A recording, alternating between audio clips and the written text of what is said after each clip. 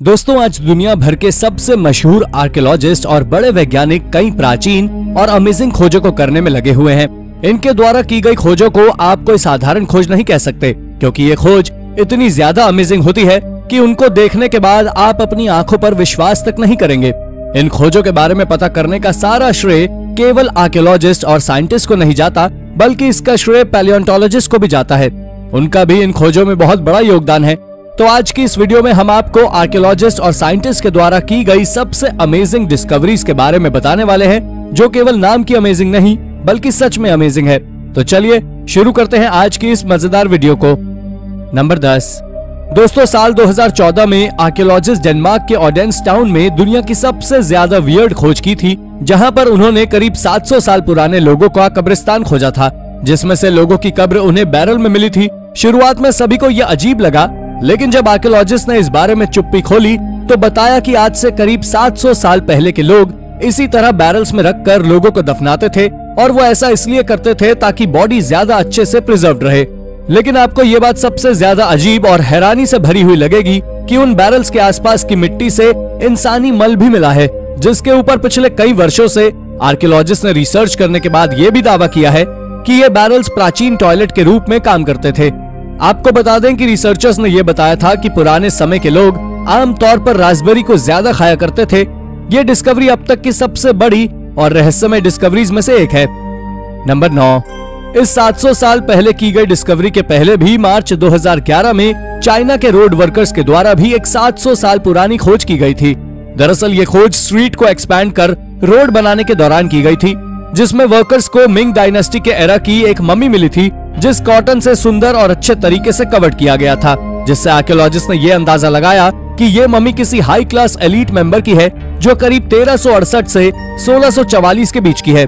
इसमें सबसे अजीब बात यह थी कि इस मम्मी की पूरी बॉडी अच्छी तरह से कवर्ड थी, लेकिन उसका चेहरा पूरी तरह खुला हुआ था और उसके चेहरे की आईब्रोज तक पूरी तरह ठीक हालत में थी। आपको जानकर आश्चर्य होगा कि ये मम्मी इतने अच्छे तरह से इसलिए प्रिजर्व थी क्योंकि इसे एक ब्राउन लिक्विड में रखा गया था, जिसके बारे में आज भी रिसर्चर्स हैरान हैं कि ये आखिर लिक्विड है क्या। नंबर 8। दोस्तों, तो 700 साल पहले, जी हाँ, ये डिस्कवरी भी आज से करीब 700 साल पुरानी है, लेकिन काफी ज्यादा वियर्ड है, क्योंकि अगर मैं आपसे कहूँ कि आज से करीब 700 साल पहले के लोग सिक्कों का नहीं बैंक नोट का इस्तेमाल किया करते थे, तो क्या आप मेरी बात मानेंगे? जी नहीं। तो आपको बता दें कि साल 2016 में आर्कियोलॉजिस्ट ने ऑस्ट्रेलिया में एक मिंग डायनेस्टी के लकड़ी के बने बुद्धिस्ट स्कल्पचर्स में से एक मिंग डायनेस्टी का ही बैंक नोट खोजा था, जो कुछ इस तरह नजर आ रहा था।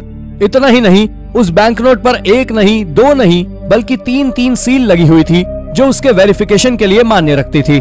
जो बैंक नोट उस बुद्धा स्कल्पचर से मिला है वो 1 गुआ का है, जो उस समय का सबसे बड़ा नोट हुआ करता था, जिसको एक ऑक्शन के दौरान साल 2017 में करीब $35,000 में एक अमीर आदमी ने खरीदा, क्योंकि यह दुनिया की सबसे मशहूर डिस्कवरी में से एक है। नंबर 7। दोस्तों, तो चलिए एक और करीब 700 साल पुरानी खोज के बारे में जान लेते हैं। इसका नाम लाराबांगा मॉस्क है, जो लाराबांगागन में स्थित है। ये पहला मॉस्क है जिसे वेस्ट अफ्रीका में बनाया गया था। सबसे बड़ा और प्राचीन मॉस्क है। इसे वेस्ट अफ्रीका का मक्का भी कहा जाता है। आपको बता दें कि जिस लेजेंड ने इस मॉस्क को बनाया है उसका नाम अयूबा था, जो एक मूरिश ट्रेडर था, और उसका कहना था कि उसने इसे सपने में देखा था, इसलिए उसने वैसा एक मॉस्क बना दिया जैसा उसने सपने में देखा था, जो कि ये मॉस्क है। वो केवल मिट्टी और रीड से करीब 1942 में बनाया गया था, जिसमें आदमी और औरतों के लिए अलग अलग एंट्रेंस थे, और उसमें एक तीसरा एंट्रेंस भी था जो केवल गाने बजाने वालों के लिए हुआ करता था। ये 1970 के समय काफी कमजोर पड़ गया था, जिसको बनाए रखने के लिए उसके ऊपर सीमेंट की कई परतें लगाई गई, और आज भी ये मौजूद है। तो आपका क्या कहना है इसके बारे में? हमें कमेंट करके जरूर बताएं। नंबर 6। ये खोज साल 2011 में स्विस के एक आर्किविस्ट के द्वारा की गई थी। दरअसल इसके पीछे काफी बड़ी कहानी है। आपको बता दें, जब साल 2011 में एक आर्किविस्ट ने एक 16वीं शताब्दी के किताब की कवर को रिस्टोर करने का जिम्मा लिया, और जैसे ही उसने उस किताब को खोला, उसने जो देखा वो वाकई चौंक उठा, क्योंकि उसमें से एक करीब 600 साल पुराना ताश के पत्तों के जैसे खेले वाले खेल के पत्तों को खोजा। दरअसल एक्सपर्ट्स का मानना है कि ये कार्ड एक प्रकार के खेल के हैं, जिसे जैज नाम से जाना जाता था। ये कार्ड 16वीं शताब्दी में किसी कार्डबोर्ड के जैसे मटेरियल से बनाया गया था, और आप जान ले कि शायद इन कार्ड्स को छिपाया गया था, क्योंकि गैम्बल न केवल आज बल्कि पहले भी इलीगल था। इसे 1572 में इलीगल घोषित कर दिया गया था और अगर तब भी आप इसे 15वीं या 16वीं शताब्दी में खेलते हुए पकड़े जाते तो आपको 10 गोल्ड के पीसेस फाइन के रूप में भरने पड़ते थे। ये जैज नाम का कार्ड गेम भी पोकर की तरह ही होता है। ये जो भी था पर बहुत अजीब था और ये अब तक की सबसे जानकारी भरी खोजों में से एक है। नंबर 5। तो चलिए दोस्तों, अब 1231 की ओर चलते हैं, जब सेंट एंथनी की एडेमा में मृत्यु हुई थी। दरअसल इनकी मृत्यु एक बहुत ही दर्दनाक तरीके से हुई थी। मृत्यु के समय इनकी पूरी बॉडी कुछ इस तरह सूज गई थी जैसे कि किसी ने इनमें हवा भर दी हो। लेकिन कहानी अभी शुरू नहीं हुई है और इन्हें बकायदा मान सम्मान के साथ दफना दिया गया। लेकिन इन्हें साल 1263 में कब्र से खोदकर वापस निकालने के लिए इनकी कब्र को दोबारा खोदा गया, क्योंकि इन्हें नई जगह दफनाया जाना था। पर हैरानी की बात तो ये है कि जब उनकी कब्र खोदी गई तो उनकी बॉडी के सारे पार्ट्स पूरी तरह डिकम्पोज हो चुके थे, लेकिन उनके टंग अब तक डिकम्पोज नहीं हुई थी। उनकी जीभ पूरी तरह गीली और फ्लेक्सिबल थी, जैसे कि किसी जिंदा इंसान की होती है। तब वहां के लोगों ने यह दावा किया कि ऐसा इसलिए हुआ क्योंकि उन्होंने हजारों फ्रांस और इटली के लोगों का धर्म क्रिश्चियनिटी में बदला था, जिसके चलते उन्हें जीसस ने वरदान दिया। ये बात वाकई बहुत अजीब है, लेकिन क्या ऐसा किसी फिनोमिनन के चलते या फिर सच में गॉड जीसस ने उन्हें वरदान दिया? भाई मुझे तो नहीं पता, पर आपका क्या कहना है हमें कमेंट में जरूर बताएं। नंबर 4।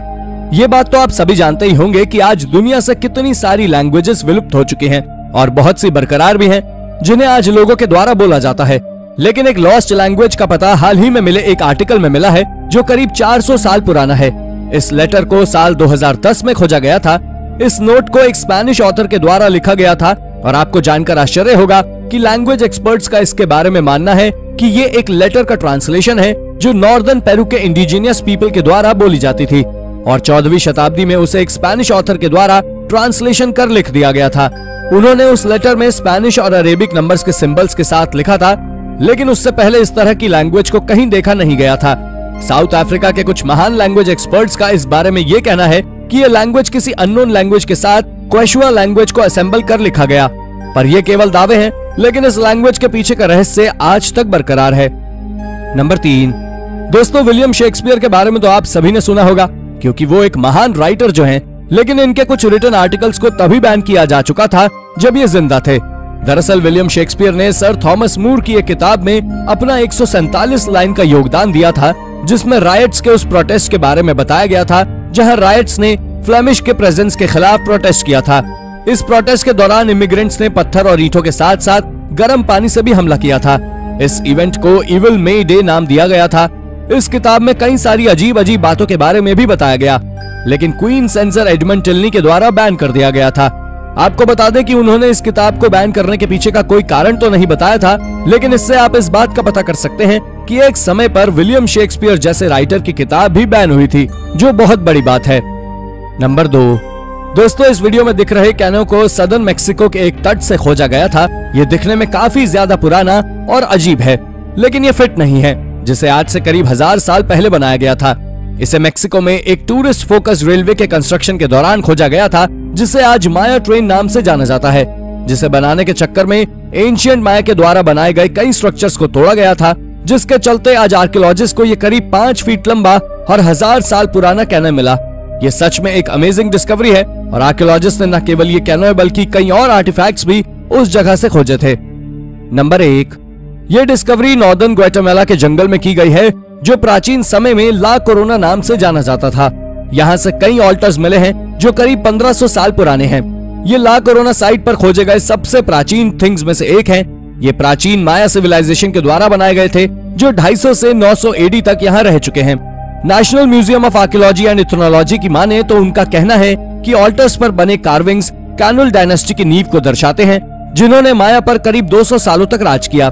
इनके राजा की एक कार्विंग इन ऑल्टर्स पर मौजूद है, जिसमें वो दोनों हाथों में सांप लिए हुए हैं और इसी के चलते कैनुल डायनेस्टी के राजाओं को स्नेक किंग्स भी कहा जाता है।